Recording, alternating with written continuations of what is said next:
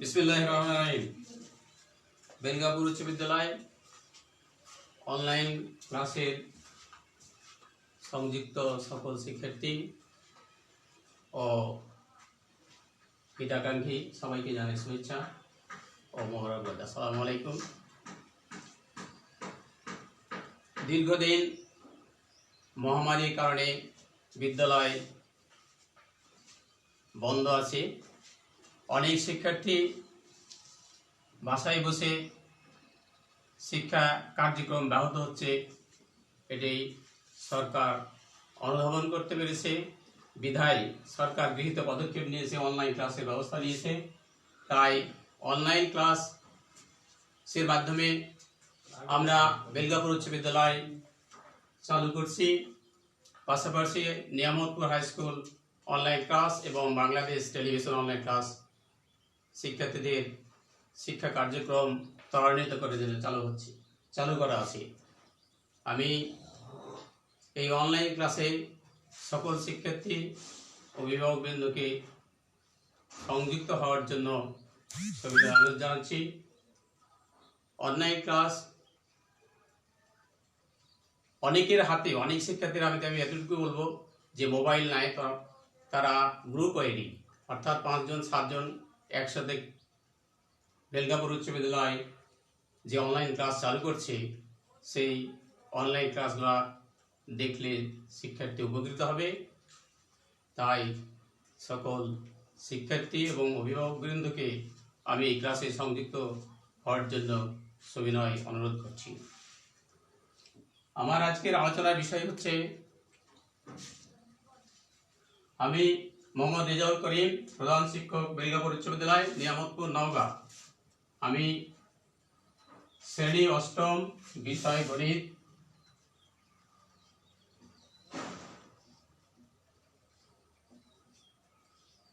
অধ্যায় 2,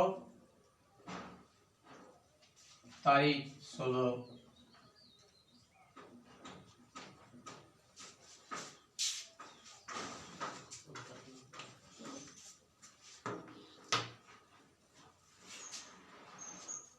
প্রিয় শিক্ষার্থী, আমরা জানি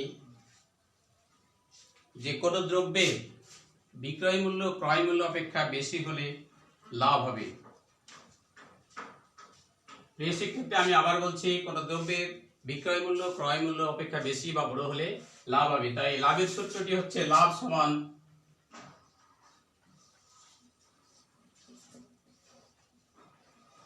বিক্রয় মূল্য, লাভ সমান বিক্রয় মূল্য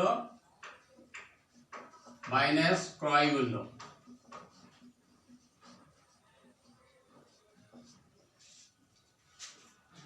আমরা যদি বলি একটি দ্রব্য 50 টাকায় ক্রয় করা হলো, 60 টাকায় 56 টাকায় বিক্রয় করা হলো।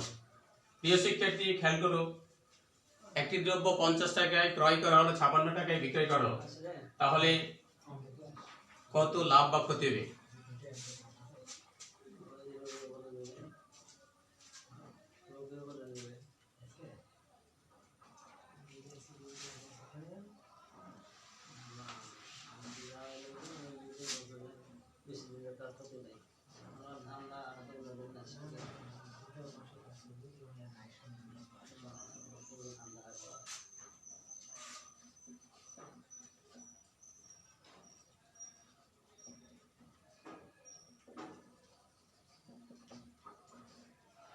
প্রিয় শিক্ষার্থী, আমার আজকের পাঠের বিষয় হচ্ছে মুনাফা, লাভ, ক্ষতি ও শতকরা হিসাব। তো লাভ সমান, আমরা সূত্রটি হচ্ছে কি, যে বিক্রয় মূল্য মাইনাস ক্রয় মূল্য, বিক্রয় মূল্য মাইনাস ক্রয় মূল্য।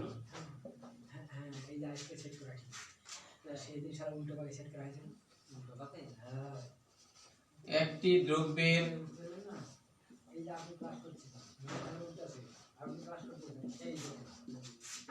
বিক্রয় মূল্য, একটি দ্রব্যের ক্রয় মূল্য 50 টাকা এবং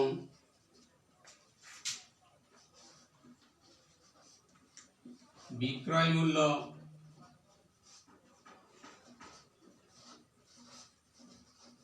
56 টাকা হলে কত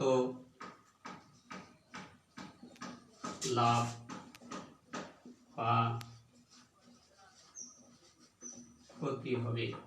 প্রিয় শিক্ষার্থী, এই বিষয়টিকে যদি আমরা দেখি, এখানে বিক্রয় মূল্য ক্রয় মূল্য অপেক্ষা বড়।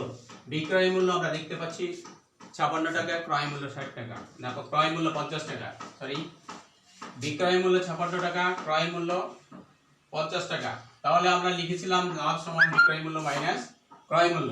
এই ক্ষেত্রে অতএব যেহেতু আমরা দেখতে পাচ্ছি ক্রয় মূল্যটি বিক্রয় মূল্য অপেক্ষা কম, অর্থাৎ বিক্রয় মূল্য ক্রয় মূল্য অপেক্ষা বেশি, অতএব লাভ সমান বিক্রয় মূল্য মাইনাস ক্রয় মূল্য, বিক্রয় মূল্য মাইনাস ক্রয় মূল্য। আমরা দেখতে পাচ্ছি বিক্রয় মূল্য হচ্ছে আমাদের 56 টাকা, ক্রয় মূল্য হচ্ছে 50 টাকা। তাহলে শিক্ষার্থী আমরা দেখলাম যে লাভ হলো 6 টাকা। এখন এই লাভটিকে আমরা শতকরায় প্রকাশ করতে পারি, অর্থাৎ আমরা ক্রয় মূল্য 50 টাকা, তাহলে 50 টাকায় লাভ হয়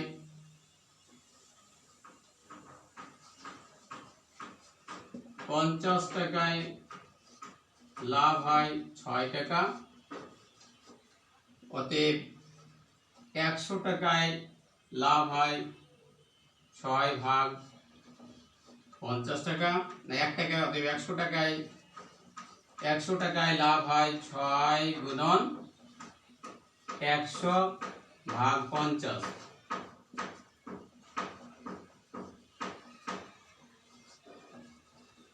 12 টাকা। অতএব শতকরা লাভ 12 টাকা। প্রিয় শিক্ষার্থী, আমরা দেখলাম যে শতকরা বলতে এখানে প্রতি শতে কত টাকা লাভ বা ক্ষতি হয় সেই বিষয়টিকে বোঝায়। তো আমরা দেখলাম যে 100 টাকায় লাভ হলো 12 টাকা, অর্থাৎ শতকরা লাভ 12%। ব্যবসায়িক ক্ষেত্রে শুধু যে লাভ হবে এমন কথাটি সর্বসর্বা সত্য নয়, ব্যবসায় লোকসান বা ক্ষতিও আছে। তাই ক্রয় মূল্য যদি বিক্রয় মূল্য অপেক্ষা বেশি হয় তাহলে ক্ষতি হবে। অন্যভাবে আমরা দেখি যে ক্রয়, তাহলে ক্ষতি সমান কি ক্রয় মূল্য মাইনাস বিক্রয় মূল্য। যদি ক্রয় মূল্য বিক্রয় মূল্য অপেক্ষা বেশি হয় বা বড় হয় তাহলে প্রিয় শিক্ষার্থী কি হবে? ক্ষতি হবে। অতএব একটি দ্রব্য যদি 60 টাকায় ক্রয় করে 50 টাকায় বিক্রয় করা হয় তাহলে শতকরা কত লাভ বা ক্ষতি হবে? তাহলে আমরা যে বলছি যে একটি দ্রব্য 60 টাকায় ক্রয় করে 50 টাকায় বিক্রি করলে তাহলে ক্ষতি সমান ক্রয় মূল্য মাইনাস বিক্রয় মূল্য। ক্রয় মূল্য কত বললাম? ক্রয় মূল্য 60 টাকা, বিক্রয় মূল্য 50 টাকা, ক্ষতি কত হলো? 10 টাকা। তাহলে প্রিয় শিক্ষার্থী, আমরা দেখতে পাচ্ছি যদি ক্রয় মূল্য বিক্রয় মূল্য অপেক্ষা বেশি বা বড় হয় তাহলে ক্ষতি হবে। এখন এই ক্ষতির নিরূপণটা আমরা শতকরায় প্রকাশ করব।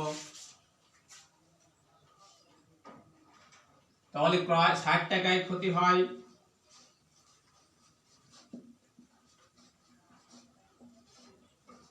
ক্ষতি হয় 10 টাকা। অতএব 1 টাকায় ক্ষতি হয় 10 ভাগ 60 টাকা।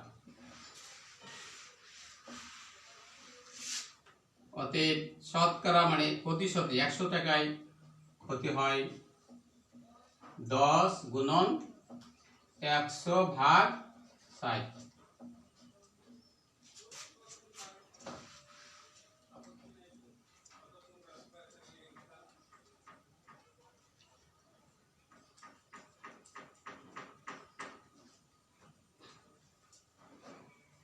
সমান 50-এ 3 টাকা। এই 50-এ 3 টাকা আমরা পূর্ণ ভাঙালে পাই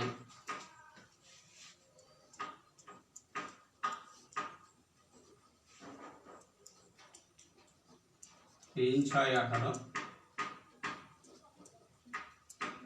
সমান 16 গুণ 2 এর 3%। প্রিয় শিক্ষার্থী, আমরা দেখলাম এখানে ক্রয় মূল্য বিক্রয় মূল্য অপেক্ষা বড় হয় ক্ষতি হলো এবং ক্ষতির পরিমাণ হচ্ছে শতকরা 16 গুণ 2 এর 3%। আমরা উপরোক্ত আলোচনা থেকে দেখলাম যে বিক্রয় মূল্য ক্রয় মূল্য অপেক্ষা বড় হলে লাভ হবে এবং ক্রয় মূল্য বিক্রয় মূল্য অপেক্ষা বড় হলে ক্ষতি হবে। কিন্তু প্রিয় শিক্ষার্থী, সবসময় ক্রয় মূল্য বিক্রয় মূল্য যদি পরস্পর সমান হয় তাহলে লাভ বা ক্ষতি কোনোটি হবে না বা কিছুই হবে না। আমরা দেখতে পাচ্ছি যে লাভের ক্ষেত্রে বিক্রয় মূল্য ক্রয় মূল্য অপেক্ষা বড় আর ক্ষতির ক্ষেত্রে ক্রয় মূল্য বিক্রয় মূল্য অপেক্ষা বড় বা বেশি হচ্ছে।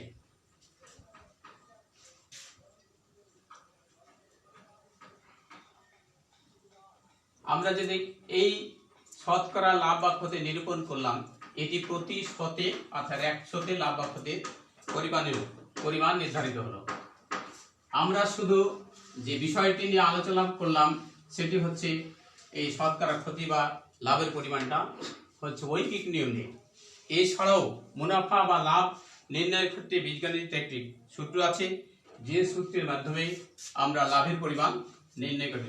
প্রিয় শিক্ষার্থী, তোমরা জানো যে মুনাফার সূত্র একটি আছে বীজগণিত। মুনাফা আই সমান পি এন আর। এখানে আই সমান হচ্ছে মুনাফা, এখানে আই সমান মুনাফা, পি সমান হচ্ছে আসল বা মূলধন, আসল অবলিক মূলধন, এন হচ্ছে সময়, এন সমান সময়, আর আর হচ্ছে মুনাফার হার।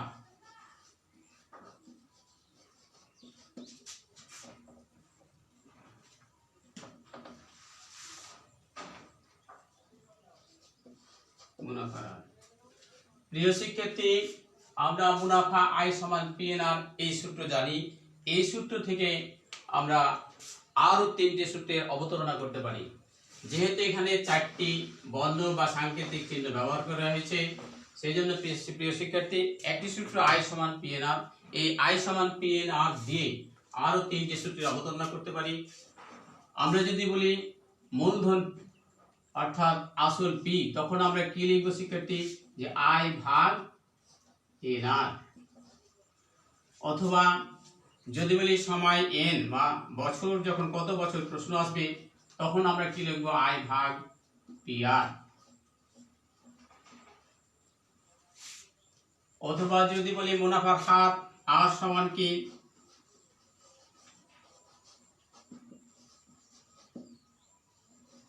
আর সমান আই ভাগ পি এন। প্রিয় শিক্ষার্থী, তাহলে আমরা দেখলাম যে মুনাফা আই এই বীজগণিত সূত্রে আরো 3টি সূত্রের অবতারণা করা যায়, যা মূলধন পি সমান আই ভাগ এন আর, সময় যদি বের করতে হয় তাহলে আই ভাগ পি আর, এবং মুনাফার হার আর যদি বের করতে হয় তাহলে আই ভাগ এন। এই সূত্রের অবতারণা করে আমরা যে কোনো গাণিতিক সমস্যা অর্থাৎ শতকরা হিসাব, মূলধন, বছর বা সময় নির্ণয়ের ক্ষেত্রে অথবা মুনাফা নির্ণয়ের ক্ষেত্রে সূত্রগুলো ব্যবহার করে থাকবো। এমনই একটি এই আমি গাণিতিক সমস্যা নিয়ে আসতেছি। এই গাণিতিক সমস্যা এই সূত্রগুলো কোনটিকে মাধ্যমে আমরা সমস্যার সমাধান করব। প্রিয় শিক্ষার্থী, তোমরা খেয়াল করো,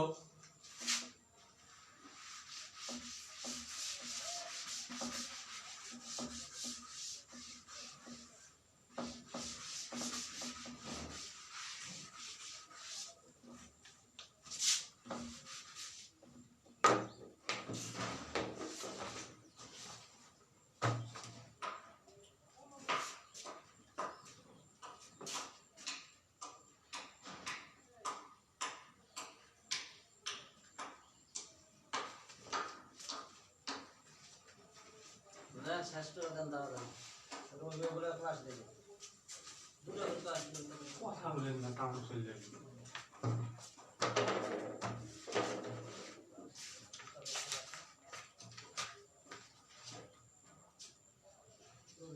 শতকরা বার্ষিক কত মুনাফায়, প্রিয় শিক্ষার্থী আমার শতকরা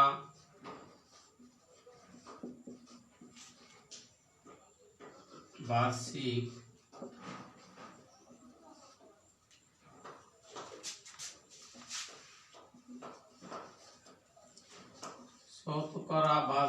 কত মুনাফায় 3000 টাকা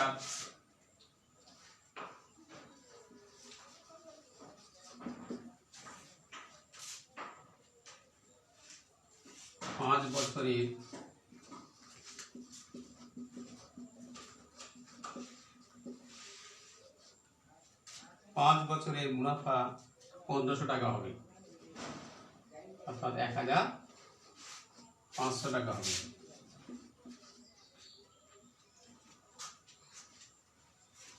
প্রিয় শিক্ষার্থী, আমরা আই সমান পি এন আর এই সূত্রটি দিয়ে আরো যে 3টে সূত্রের অবতারণা করেছি, পি সমান আই ভাগ এন আর এন সমান আই ভাগ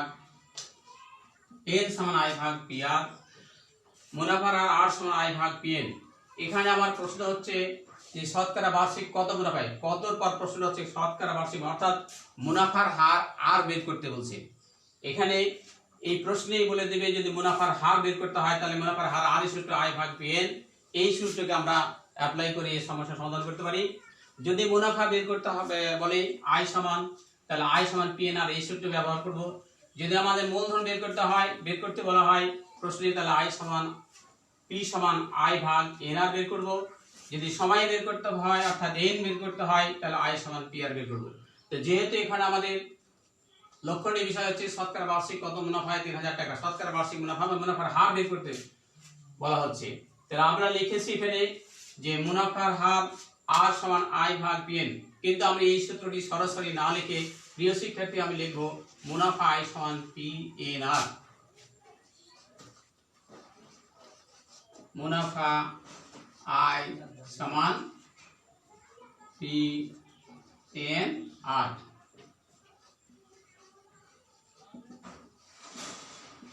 তাহলে আমরা জানি মুনাফা আই সমান পি এন আর, আর আমাকে বের করতে হবে শতকরা বার্ষিক মুনাফার হার, বা তাহলে আর সমান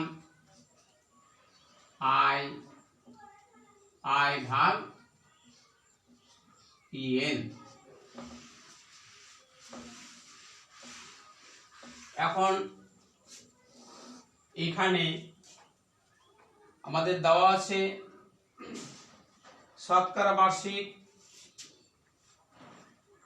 কত মুনাফায় 3000 টাকা, মূলধন এখানে মূলধন বা আসল পি সমান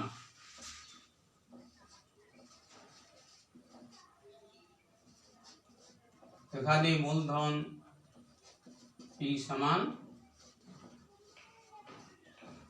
3000 টাকা। আর কি দেওয়া আছে, সময় এন সমান 5 বছর। আরো দেওয়া আছে মুনাফা আই সমান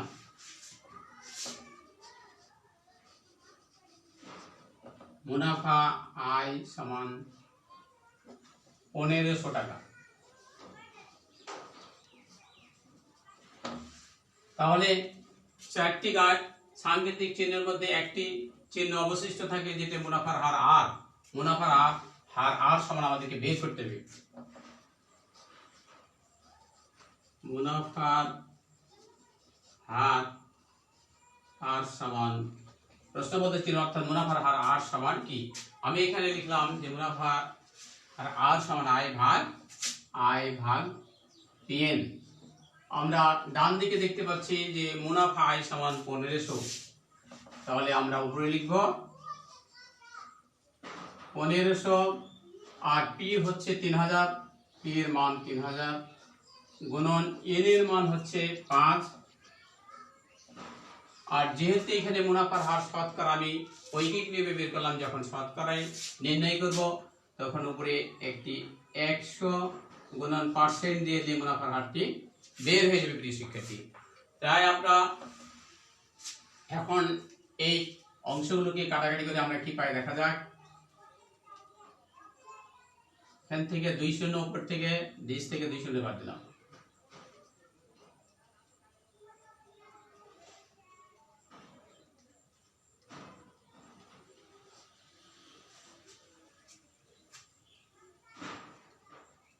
তিন 5 15,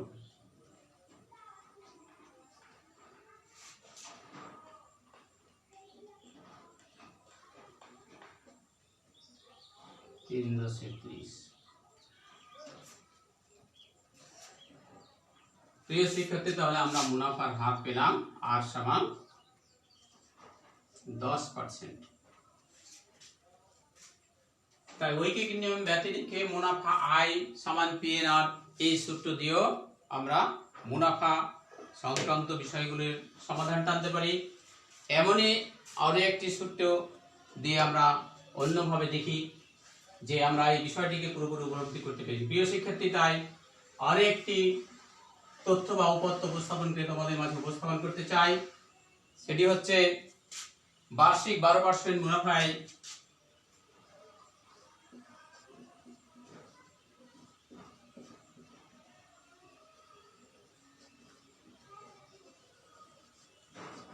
বার্ষিক 12% মুনাফায় কত বছরে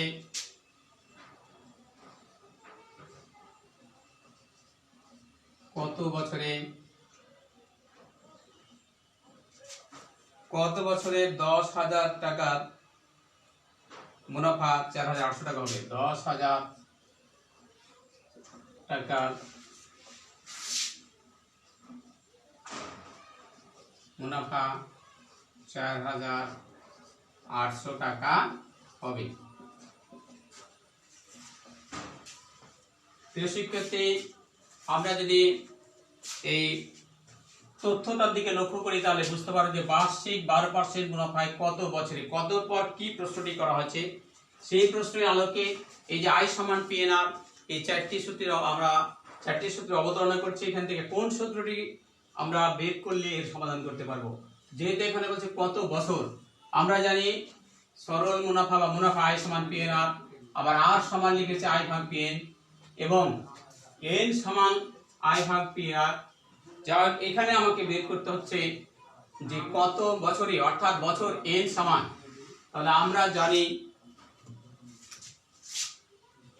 প্রিয় শিক্ষার্থী লক্ষ্য করো যে এখানে মুনাফা আমরা জানি মুনাফা আয় সমান পি এন আর। তাহলে আমাদেরকে বের করতে হবে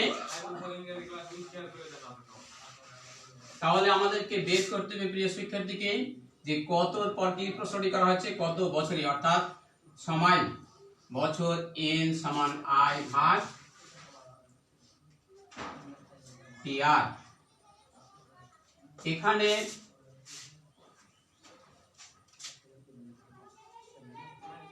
এখানে মূলধন পি সমান, প্রিয় শিক্ষার্থী আমরা দেখতে পাচ্ছি দেওয়া আছে 10,000 টাকা।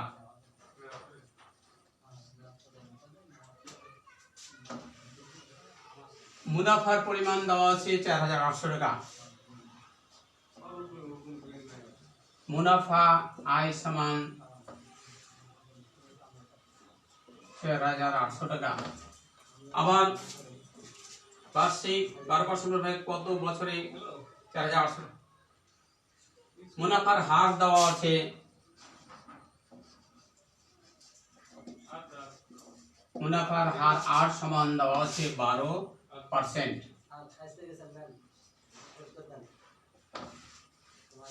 এখন আমাদেরকে বের করতে হচ্ছে কি এন সমান, এই মানগুলো আমরা বাম দিকে বসে ফলাফল পেয়ে যাব।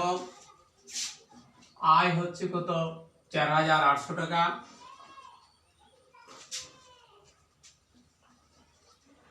পি সমান মূলধন 10,000 টাকা,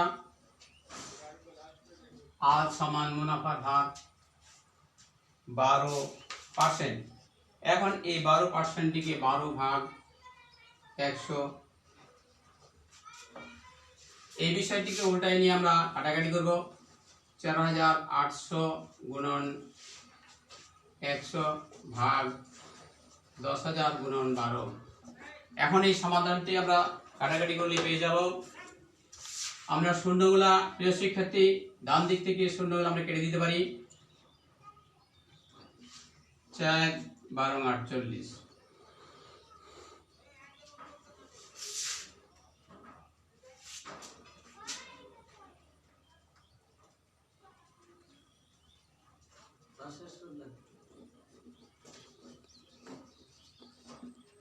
তাহলে প্রিয় শিক্ষার্থী, আমরা পেলাম যে এখানে প্রশ্ন ছিল যে 12% মুনাফায় কত বছরে 10,000 টাকা মুনাফা 4,800 টাকা হবে।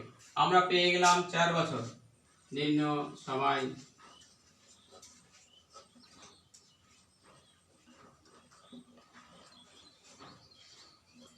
তাহলে প্রিয় শিক্ষার্থী, আমরা জানলাম যে মুনাফা আয় সমান পিএনআর দিয়ে আরো 3টি সূত্র অবতীর্ণ করা যায় এবং সূত্রগুলো দিয়ে মূলধন বের করা যায়, সময় বের করা যায়, বের করা হয়, তারপরে মুনাফার হার নির্ণয় করা হয়। এই সমস্ত বিষয় সম্পর্কে যেটা প্রশ্ন করা হবে যে কত বছর কত সময়, তখন আমরা এন বের করব। যদি কত টাকা বলা হয় তখন মূলধন বের করব। যদি বলা হয় মুনাফার হার, তখন শতকরা মুনাফার হার নির্ণয় করব। এই বিষয়গুলোকে লক্ষ্য রেখে প্রিয় শিক্ষার্থী আমরা সমস্ত মুনাফা সংক্রান্ত সমস্যার সমাধান করতে পারবো। এই প্রত্যাশা রেখে আজকের আমি ক্লাস এখানেই সমাপ্তি টানছি। আসসালামু আলাইকুম।